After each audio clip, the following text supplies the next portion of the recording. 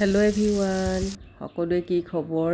আজি মই এতিয়া আবেলি অলপ ডিছ এটা বনাওঁ দেই। দেখুৱাইছোঁ আপোনালোকৰ আগত কেনেকৈ কি বনাওঁ। বেছি নহয়, এটা আইটেম বনাম আৰু পানী লাগি আছে যিহেতু অলপ খাবলৈ মন গ'ল এইদৰে, সেইটো কাৰণে এনেকৈ বনাই লৈছোঁ। আপোনালোককো দেখুৱাওঁ আৰু বোলো মই কি বনাওঁ আজি। আৰু ব্লগ এইবোৰতো বনোৱা নাই, মানে টাইমে পোৱা নাই, আৰু সেইকাৰণে সৰু অলপ ভিডিঅ' অকণমান শ্বেয়াৰ কৰিছোঁ আপোনালোকৰ আগত, চাব দেই। আৰু কি হয়, বহুত দিন হ'ল গা ভাল নাই, জ্বৰ হৈ আছে, আৰু জ্বৰ হ'লে আজিকালি হঠাতে মানে ভাল নহয়, দৰৱ পাতিও কৰিছোঁ আৰু ভালকৈ খাইছোঁ মাছ মাংস, হ'লেও মানে একদম ভাল হোৱা নাই। পূৰা মাতটো ভগা নিচিনা। চাওকচোন, এইদৰে মই এতিয়া বিলাহীৰ লগত কি দিছোঁ, পিঁয়াজ, নহৰু, আদা, জলকীয়া, ধনিয়া পাত আৰু লগতে 2টা ডিম দি দিছোঁ, আৰু লগত চজিনা কেইডালমান কাটি দিছোঁ। এইদৰে খাবলৈ মন গ'ল আৰু সেইটো কাৰণে এনেকৈ বনাই লৈছোঁ।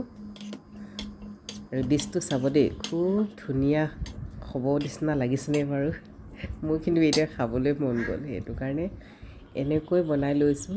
বহুত দিন হ'ল, আগত এবাৰ খাইছিলোঁ, খুব ভাল লাগিল। চজিনা দি এনেকৈ ডিম দি, মানে বিলাহী দি, আৰু এনেকৈ মানে বনাইছোঁ আৰু চববোৰ গুলি লৈছোঁ এনেকৈ, আৰু একেলগ কৰি চববোৰ একেলগে মানে সানি লৈছোঁ আৰু এনেকৈ ঘুলি লৈ তাৰপাছত আস্তেকৈ কেৰাহীত এনেকৈ তেল অকণমান দি আৰু এইদৰে দি দিছোঁ, আৰু ইমান খাবলৈ মানে সোৱাদ হয় নহয়, ৰাম কি নক'ব আৰু।